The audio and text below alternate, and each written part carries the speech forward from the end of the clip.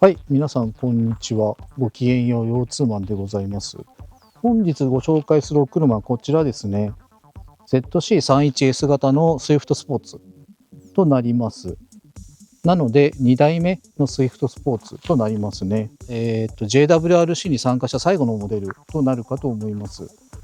で、前回も ZC33S 型、最終型の Swift スポーツ乗ったんですけども、ZC33S が 1.4 リッターターボに対して、こちらは 1.6 リッターの NA となってます。ということでですね、どういう違いがあるかっていうのを見てみたくて、今回こちらをチョイスいたしました。なんで、だいぶ前の車ですね。なんで、令和じゃないや、平成20年の車なんで、もう15、6年、20年以上前かの車となりますが、どんなもんなのかというのを見ていきたいと思います。では、スタート。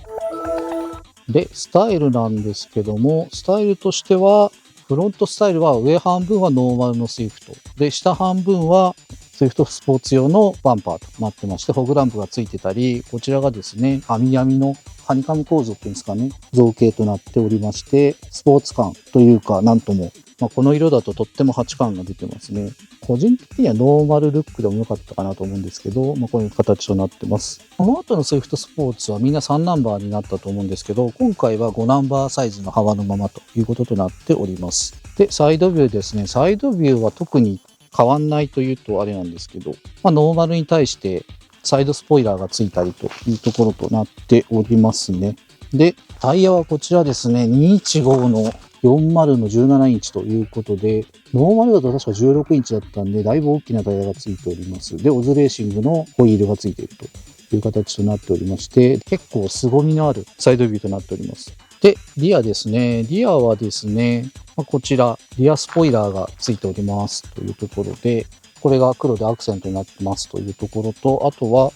2本出しマフラーになっているということで、ここら辺も凄みを増してます。で、あとはモンスタースポーツのマッドガードがついているということで、このあたりだいぶラリーカーっぽいスタイルになっております。なんで個人的にはノーマルの落ち着いたスタイルが好きなんですけども、こちらはこちらでスポーティー感が出てていいのではないでしょうか。ではエンジンルーム見ていきます。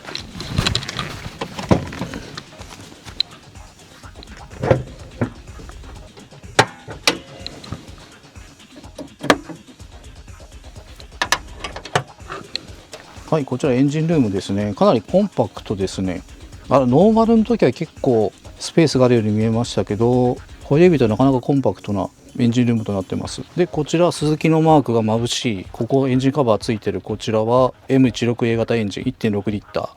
ーで、140馬力ぐらいだったかな。多分どっか端っこの方に馬力出ると思いますけどのパワーとなっております。で、トランスミッションは5速のマニュアルということになっておりますね。なかなか最近このスズキのマークとか、昔は結構こういうカバーにいろいろ書いてあったものが多かった気がしますが、最近ないので結構新鮮ですね。で、下回りですね。フロントの下回りは最近ハイのカバーはついてなくて、エンジンとトランスミッションが見えるという形になってます。フロントサスペンションはストラット式となってまして、こちらはスタビライザーがついているという形ですね。この辺スタンダードな作りなのかなというところです。で、こちらリアサスですね。リアサスはトーションビームになっております。ということで、特に何か、トーションビームのところに貼ってますけど、この辺あんまりスタンダードな構成になってます。はい。では、フロントシート乗っていきたいと思います。乗り込みは普通ですね。しやすい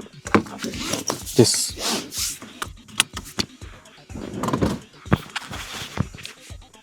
で、ポジションは問題ないというか、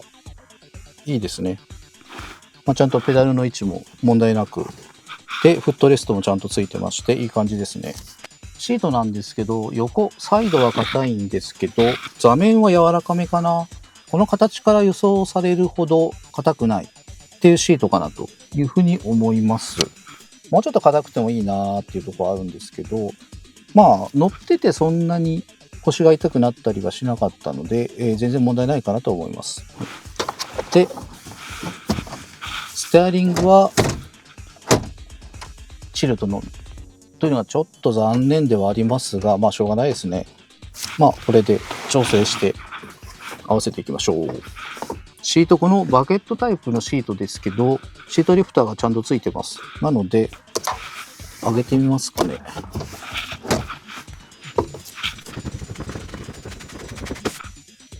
シート一番上まで上げますと、ボンネットの縁がちゃんと見えるまで、上がりますので、視界は非常に良いですね。なんで、思ったより、このミラーが近かったり、頭が近かったりってこともなくて、一番上でも全然いけるかなというポジションとなってますね。と、ボンネットはですね、ここが一段上がっているので見えないんですけども、まあいいんじゃないでしょうか。という形ですね。この車、ここは上がってるんですけど、もともとの着座位置は高いっていうのもあるのか、そんなに気にならなくて、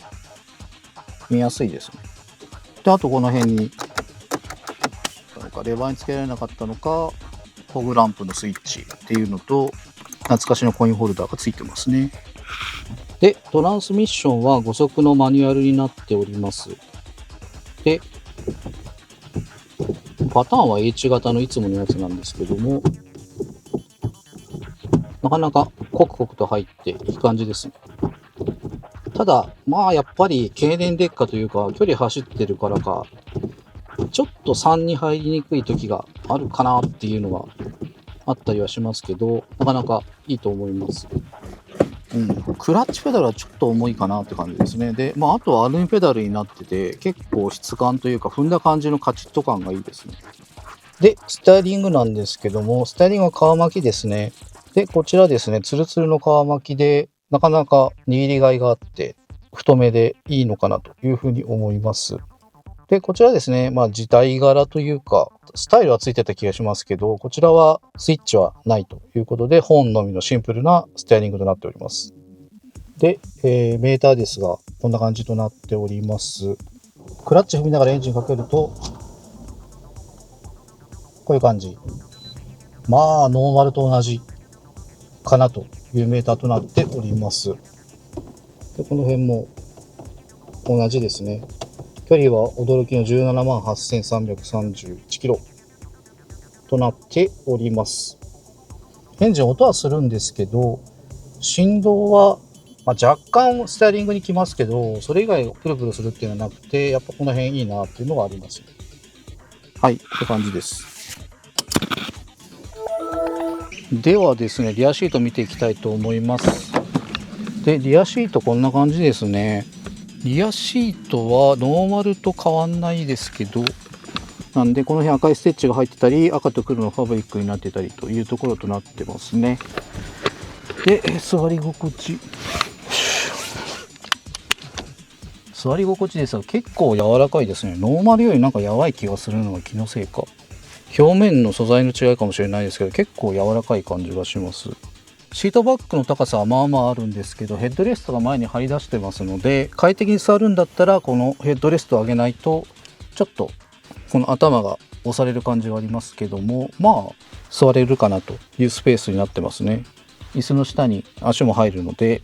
これで十分なスペースとなってます。真ん中もやばいですね。で、シートベルトは2点式か。ここはノーマルスイフトでやったんで省略。私が運転するポジションにとってこんだけ広いので、十分、実用十分なスペースではないでしょうか。ヤリスよりは広い。ただシートの座った感じはヤリスの方が良かったかなっていうのはちょっとあります。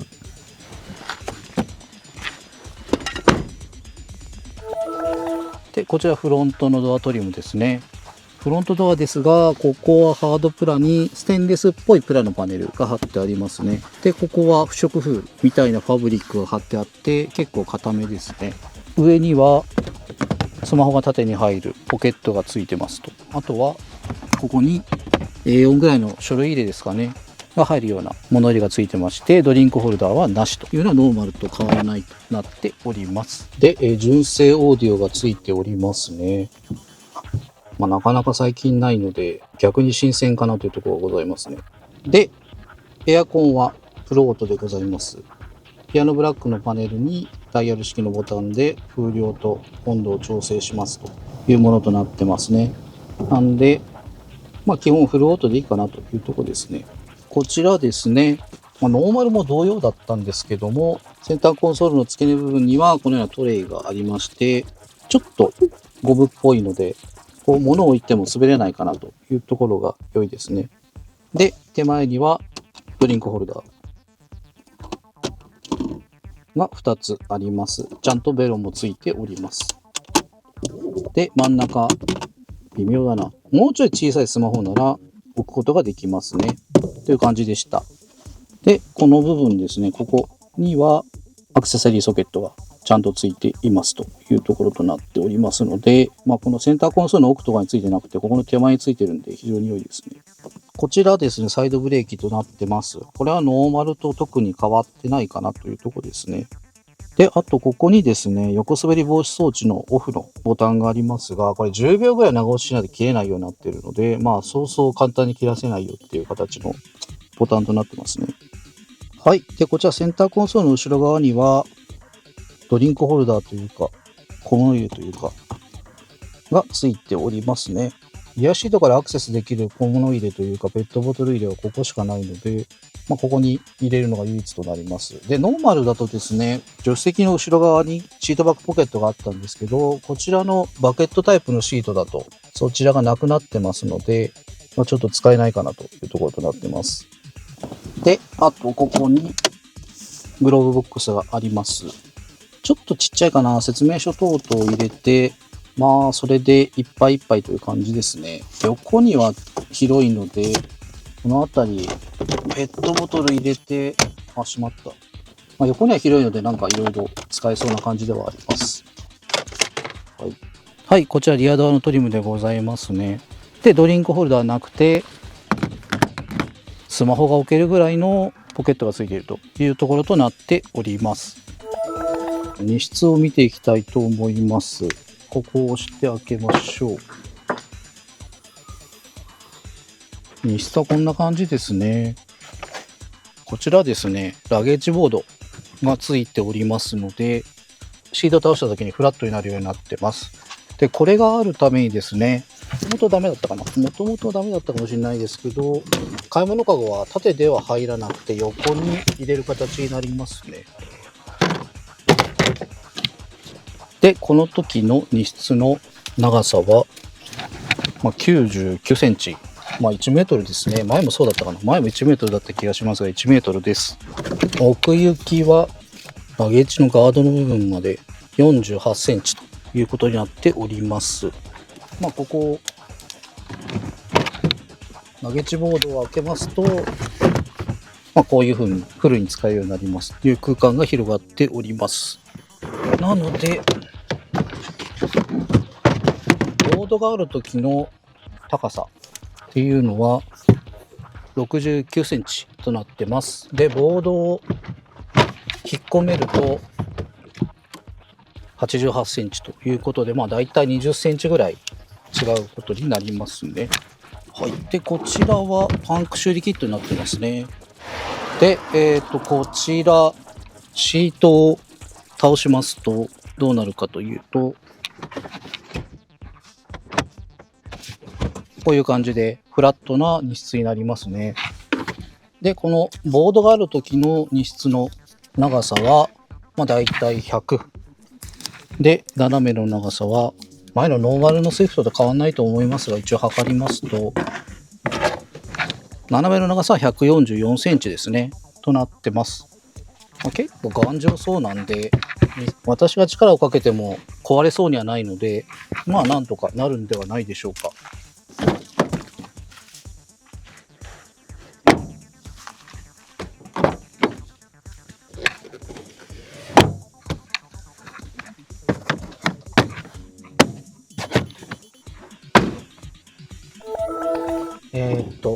スモール、ロービーム、ハイビーム、フォグランプ、ハザード、以上。スモール、ブレーキ、バックランプ、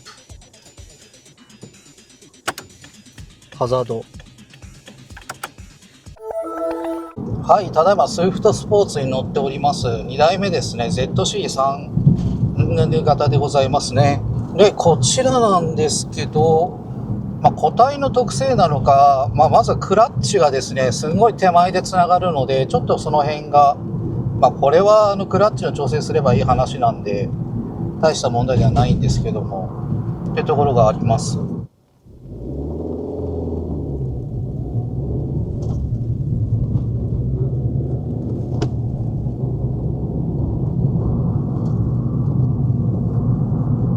なので最終型のスイスポみたいに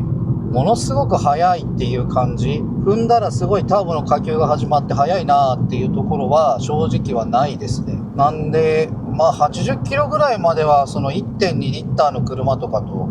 あんまり変わんないんじゃないかなぐらいの雰囲気があるんですけども、で今発進してますけど、とんでもなく速いという感じはなくて、本当に普通の車って感じですね。普通に走る分には60キロぐらいまでに走る分には普通の車という感じでございます。で、トルクもですね、あるので、とっても走りやすいですね。なんで2000回転以下でだるくつなげていっても、しゃくったりスナッチングしたりすることもなく、スムーズにつながってくれますね。で、トランスミッションも結構、これ17万キロ走ってるやつですけど、コクコク入ってくれるので、これは非常に運転しやすい。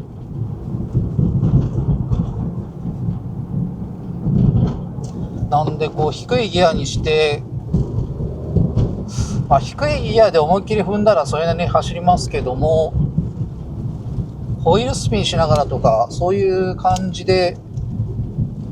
っていうことはなく、とっても走りやすいですね。もうちょっとね、静かだったら文句ないですね。結構ガタピシガタピシいっておりますね。およそ300メートル。ただ全然衝撃は来ない。結構薄いタイヤ履いてるはずなんですけど、衝撃は来ないので、これはかなりいいと思います。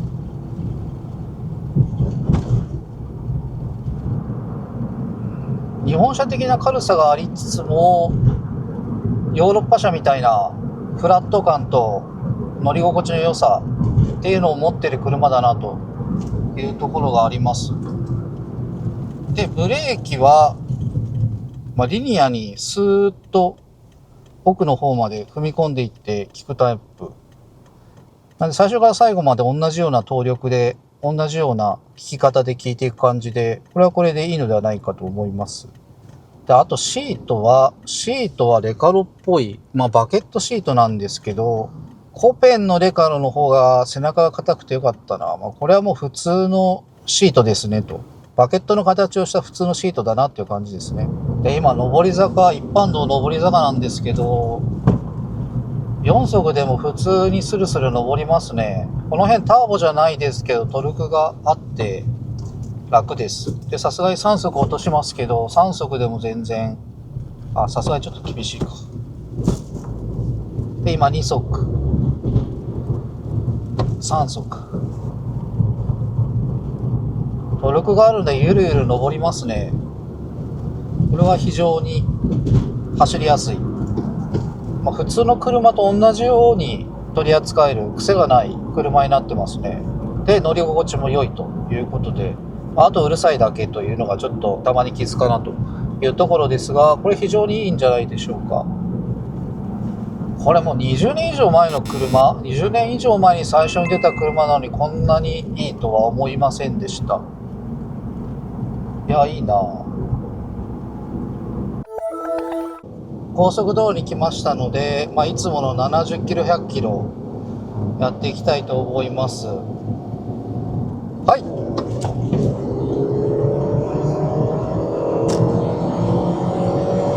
はい。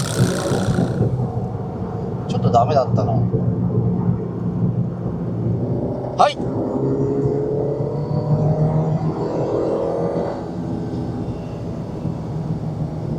ダメだった。大ミスがあった。もうダメだこりゃ。今高速道路100キロで走ってますけども、非常に楽ですね。パワーもあるし、路面の段差も全然ってほど全然ではないですけど気にならないので非常に走りやすいですね。で今100キロでだいたい3500回転ぐらいかなんで結構走りやすいですね。なんでしょうね、欧州車みたいなペタって張り付く感じではないんですけどまっすぐ走るのが非常に楽ですね。ハンドルにちょまちょま修正台当てながら走らなくてもいいのですごく楽です。で路面からの入力もですね超えてるんだなっていうのは分かるんですけどなんかガツガツ来たりとか嫌な感じのショックが来たりとかっていうことはないのでとても走りやすいですね。で、今90キロで走ってます。路面の段差も丸く収めてくれるのでやっぱりこれすごく走りやすいですね。ハンドルはほぼ手を添えてるだけなんですけど修正打っぽい修正打はそんなに当てなくてよくて本当に肩の力抜いて運転できますね。今の道だと120キロ出すと怒られちゃうので、走れないんですけど昼間新東名で120キロ走った感じだと100キロから上の速度域がすごく生き生きするというか100キロから上がすごい走るのが楽ですね。この車加減速もですねパワーが100キロ前後からすごくついてきてで直進安定性もピシッとあってですね、今と変わらない90キロ100キロの時と変わらない直進安定性がビシッとあってでもですね車線変更とかではかなりススッと動いてくれるということで非常に運転しやすい長距離巡航も楽なんだろうなという感じの乗り味となっておりました。なんでですね、ゴルフとかとはちょっと違うんですよね。違うんですけどドイツ車とか5代目スイフトみたいにすごく地面に張り付くような感じではないんですけども安定して走るっていう感じがあってこれはすごくいいですね。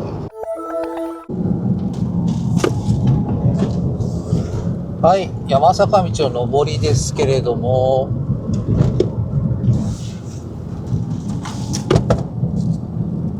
非常にこの車走りやすいですね。 FF なんですけどこの車なんかすごくフロントが軽いですっていうか旋回性がすごいですね。なんでこの車あんまりなんだろうボディ剛性が高いからなのかすごく素直に曲がってくれます。 ZC33S ほどのトルクではないんですけども、踏んだら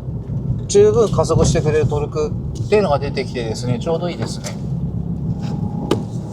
これ低いギアで走ると、トルクの塊だなっていうところがございますね。すごい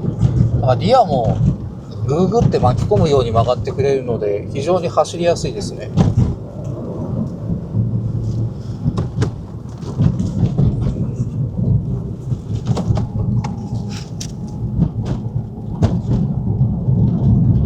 ロールはするんですけどそんなに怖い感じでロールはしないのでとっても走りやすいですね。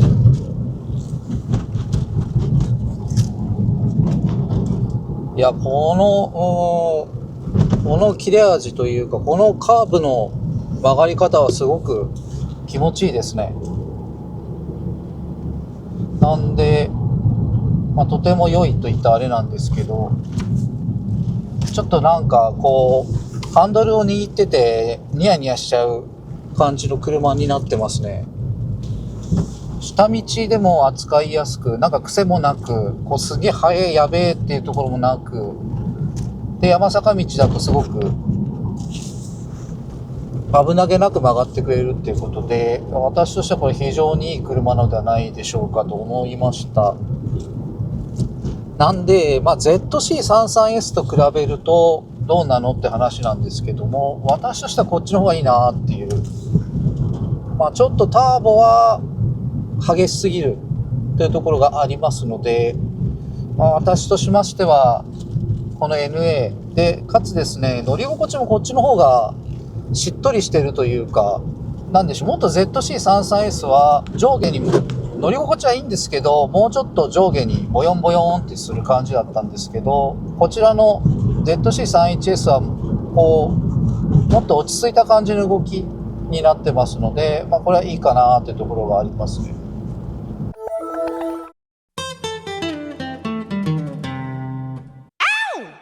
はい、ではまとめですね。今回こちらの車ですね、